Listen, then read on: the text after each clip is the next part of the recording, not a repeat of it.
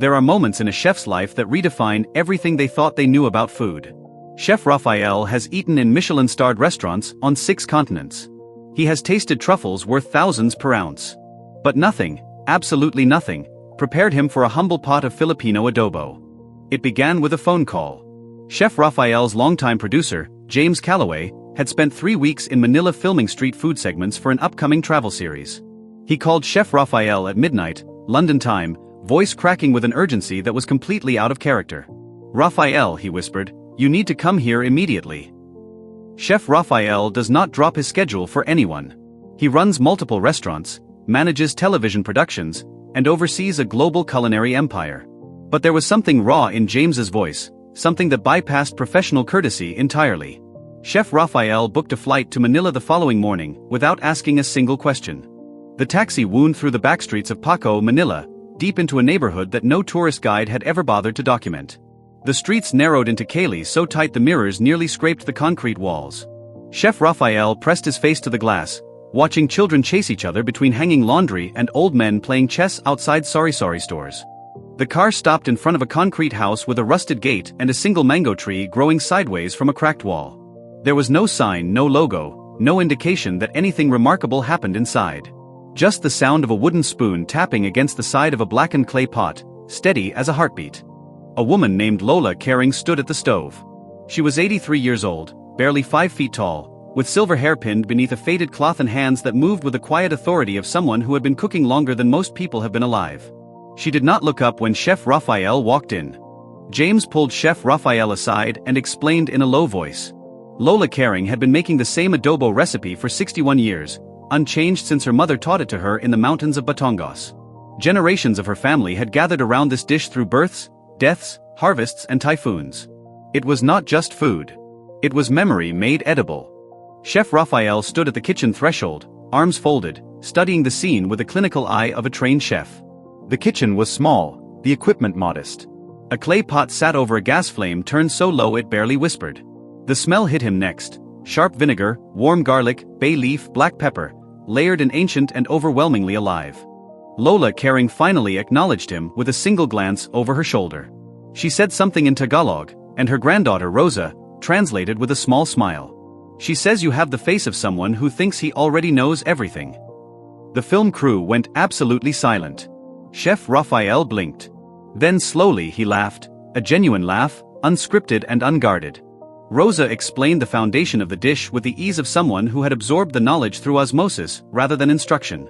Filipino adobo, she said, is not a single recipe. It is a philosophy. Every family owns their version. Some use coconut milk. Some add potatoes. But Lola Caring's version uses only pork belly, native vinegar, garlic, bay leaves, and black peppercorn. Nothing more. The pork belly had been marinating since the previous evening. 12 hours in a clay vessel with native sukong peambong, a sugarcane vinegar with a flavor profile unlike anything Chef Raphael had encountered before. He dipped a clean spoon into the marinade and tasted it cold. His eyes narrowed. There was depth there, a fermented complexity that reminded him faintly of aged balsamic, but wilder, more honest. Lola Caring added the pork to the pot without measuring, without consulting any written record, moving entirely by instinct and decades of repetition. She crushed whole garlic cloves with the heel of her palm, not minced, not sliced, just broken open to release their oils gradually into the braise. Chef Raphael watched her hands, and for the first time in years, he felt like a student. The liquid came to a slow simmer and began releasing its first tendrils of steam. The smell transformed immediately, the raw sharpness of vinegar softening into something rounder and more seductive as the fat from the pork belly began rendering into the liquid. Chef Raphael closed his eyes without realizing he had done so. The crew captured the moment on camera. Nobody said a word. Rosa pulled out a worn notebook and explained that Lola Caring had 3 rules for adobo. First, never rush the simmer. Patience is the most important ingredient. Second, taste only once before serving. Tasting too often disrupts the cook's intuition. Third, the dish must always be made for someone else, never just for yourself. Food cooked with love, she insisted, tastes different. Chef Raphael asked through Rosa if he could add anything, a splash of fish sauce perhaps, a pinch of brown sugar to balance the acid. Lola Caring listened to the translation, looked at the pot, then looked at Chef Raphael with an expression so calm and absolute it was almost meditative. She shook her head once. That was the end of the conversation. 40 minutes passed in a silence that felt almost sacred. The braising liquid had reduced by half, concentrating into a dark, glossy sauce the color of mahogany. The pork had surrendered entirely to the pot, its edges caramelizing where the meat had risen slightly above the liquid. Chef Raphael crouched low to look at the surface of the sauce, studying its texture the way a jeweler studies a stone. Lola Caring then did something Chef Raphael did not expect. She removed the pork from the pot, set it on a wire rack, and placed it under a broiler for exactly 4 minutes. The already tender pork blistered and charred at its edges, creating a contrast between the crackling exterior and the impossibly soft interior. She returned it to the reduced sauce and let it rest. Chef Raphael pressed his lips together. He understood. Rosa set the table with plain white bowls and a mound of freshly cooked jasmine rice so hot it was still releasing steam in slow curling ribbons. Lola Caring served the adobo herself, ladling the pork and its dark, perfumed sauce over the rice with the deliberate care of someone placing something precious into someone else's hands. Chef Raphael sat down. The cameras moved in closer. He picked up his spoon. He paused. In 38 years of professional cooking, Chef Raphael had developed a ritual before tasting anything significant. A brief moment of complete stillness in which he cleared his palate, his memory, and his expectations. The crew had seen this ritual on camera dozens of times. But this pause lasted longer than any before it. The first bite was pork and rice together, the way it was meant to be eaten. The sauce hit first, a tidal wave of savory, sour, and umami that bloomed across every surface of his mouth simultaneously. Then the pork itself broke apart at the lightest pressure, yielding layer after layer of soft fat and silken meat, each strand carrying the ghost of 12 hours of patience. Chef Raphael set his spoon down. He stared at the bowl. Across the table, Rosa watched him carefully. Lola Caring stood in the kitchen doorway, a dish towel folded over one arm, watching him with an expression of absolute calm. The room felt pressurized, as though everyone inside it were collectively holding their breath. Then Chef Raphael looked up. His eyes were red at the rims.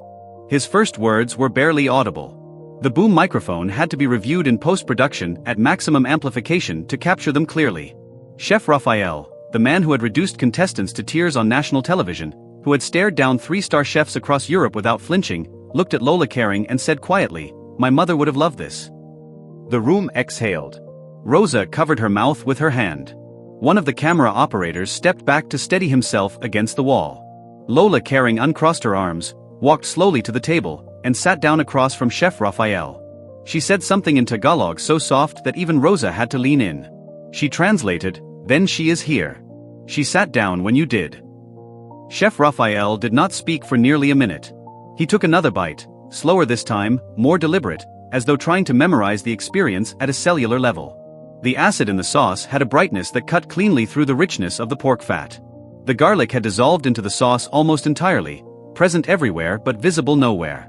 The bay leaf's bittersweet herbal note arrived last, like a quiet closing chord.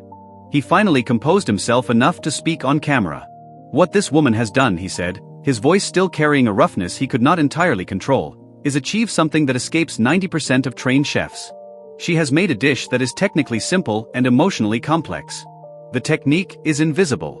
All you taste is feeling. That is the hardest thing in the world to cook." Lola Caring listened to the translation and gave the smallest nod, as though this confirmed something she had known for a very long time. She reached across the table and refilled Chef Raphael's bowl without being asked. He accepted it without protest, which Rosa later described in an interview as the most extraordinary thing she witnessed that entire afternoon. Chef Raphael accepting a second bowl in complete, grateful silence. After the meal, Chef Raphael asked if he could watch Lola Caring wash the clay pot. It seemed an odd request, but Rosa translated it faithfully. Lola Caring agreed, and Chef Raphael stood beside her at the concrete sink watching her rinse the pot with water and a bundle of dried coconut husk, using no soap, no sponge. "She says soap kills the memory of the pot," Rosa explained. "The flavor builds over decades." Chef Raphael left the house 2 hours after he arrived. He paused at the rusted gate and turned back to look at the concrete house, the mango tree, the simple kitchen visible through the open window. He stood there long enough that the camera captured it without prompting. Later, in his own words for the documentary voiceover, he described it as standing at the edge of something he could not fully name: reverence, maybe, or gratitude. 3 months later, a jar of native sukong payambong arrived at Chef Raphael's London restaurant, mailed from Manila by Rosa with a handwritten note that read simply, "Lola says use it for someone you love." Chef Raphael placed the jar on the shelf in his private kitchen, the one he uses only for his family. It remained there unopened for 6 more weeks before he finally knew the right moment to break the seal. If this story moved you, if it reminded you that the most extraordinary food in the world is sometimes found in the smallest kitchens made by hands that never received a single award, then share this video with someone who needs to hear that today. Leave a comment below telling us your own adobo story. And if you haven't already, subscribe, because the best meals are always still ahead.